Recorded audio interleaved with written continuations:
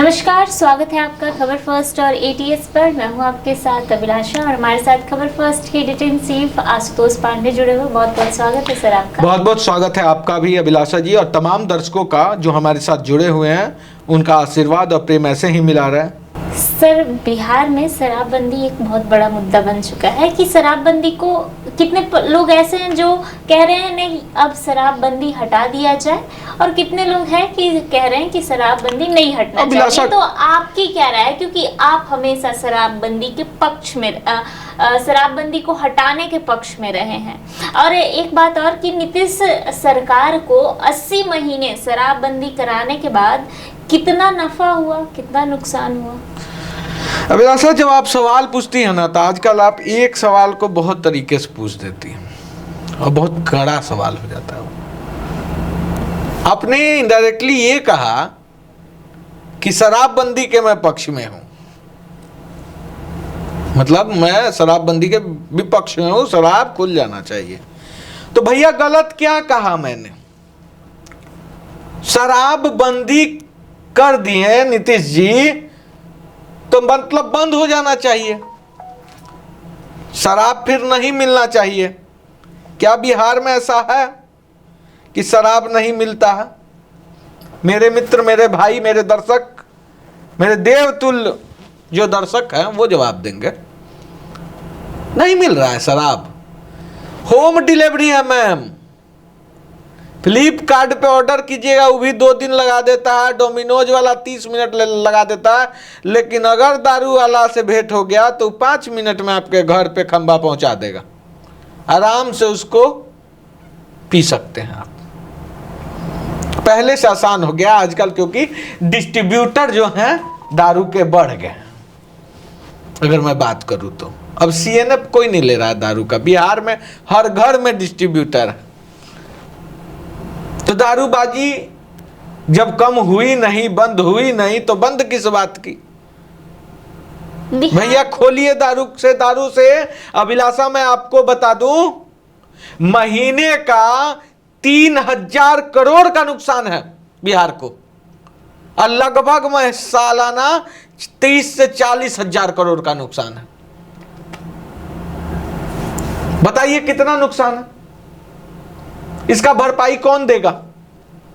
ये जो सालाना 40,000 करोड़ हम उत्तर प्रदेश और बंगाल को दे रहे हैं, वहां की सरकारें कमा रही है, बिहार से पैसा बंगाल और उत्तर प्रदेश में लगता है और वहां विकास हो जाता है। और हमारे यहां बालू माफियाओं का विकास होता है, शराब माफियाओं का विकास होता है।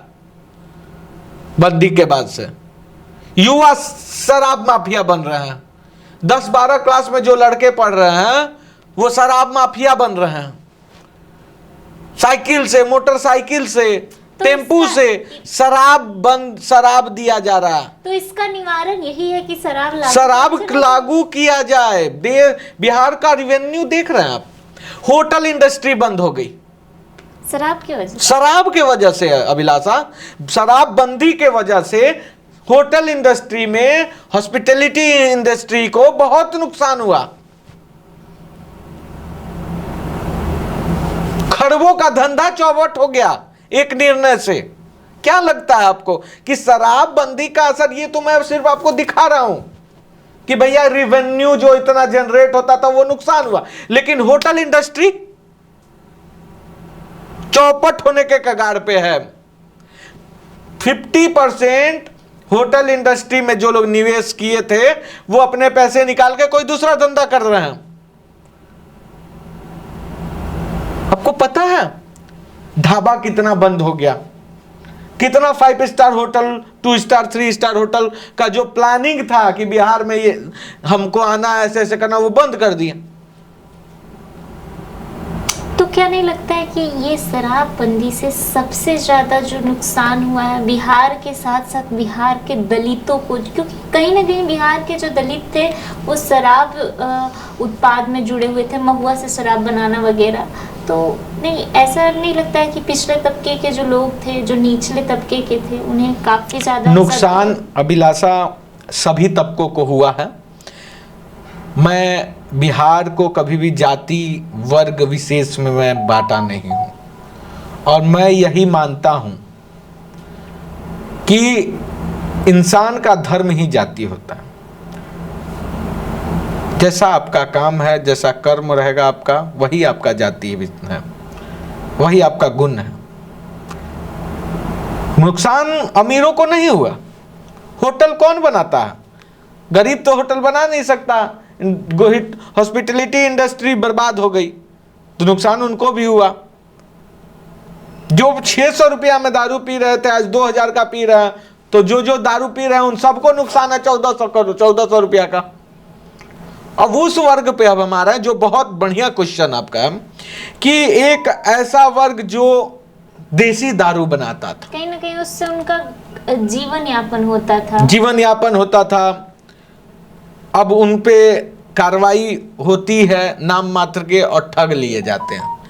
2000 का दारू बेचारा ब्लैक में नहीं बेचा हुआ होता कि किसी चौकीदार को गमक आ जाती है तो वो 50,000 घींच ले जाता।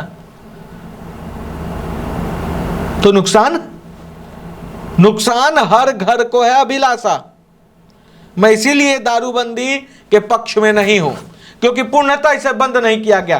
पूर्णतः बंद कर दिया जाए तब यह निर्णय सही है कि बिहार में दारू ना मिलेगा ना कोई पिएगा। मैं बोल रहा हूं दारू को किस तरह से चालू किया जाए। दारू को चालू करना है तो शराबी कार्ड लागू किया जाए, अच्छे से एरिया वाइज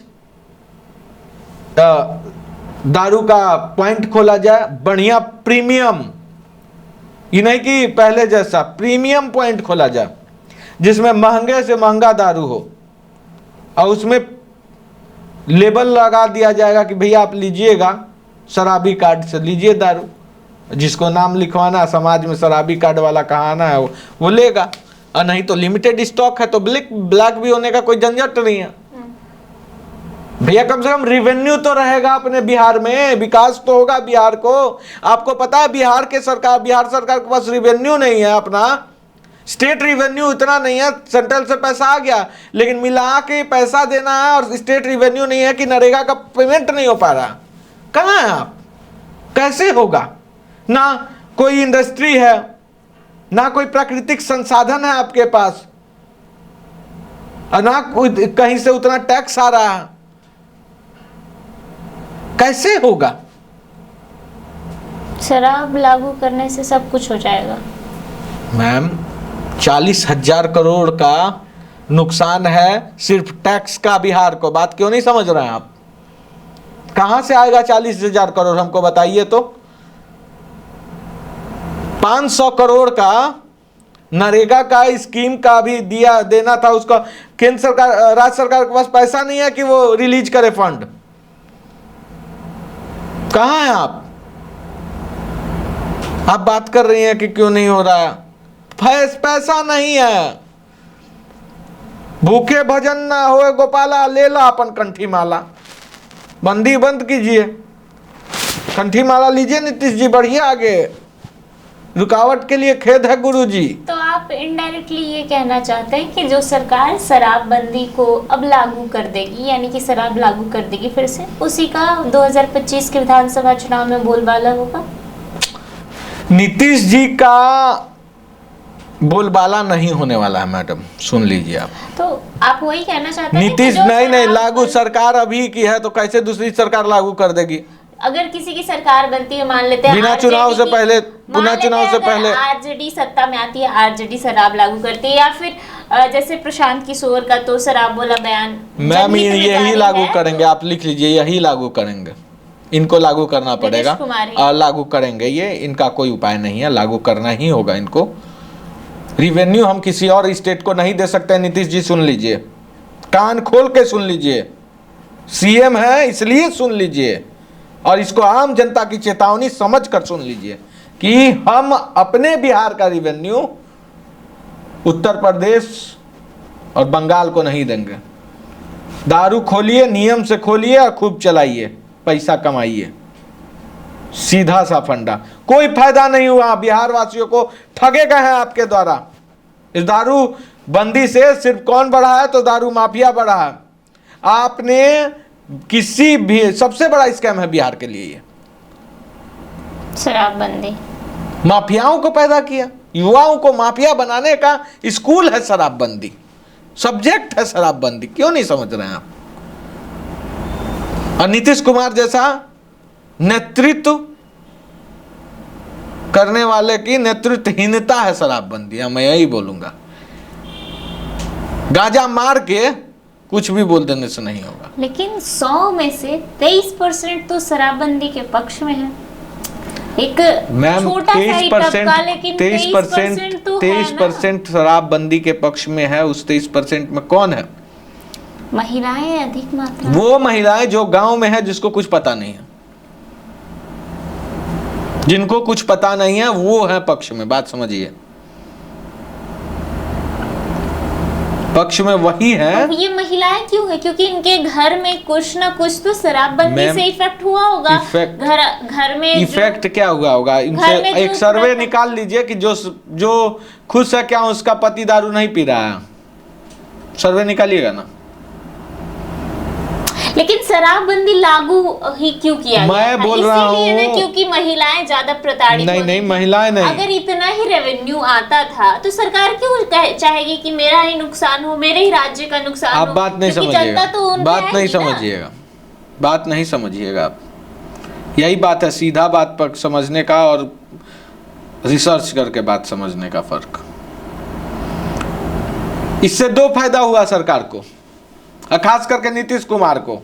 महिलाओं का वोट और सिंपैथी वोट पकड़ लिए वो, जातिगत समीकरण से वो आगे निकल गए।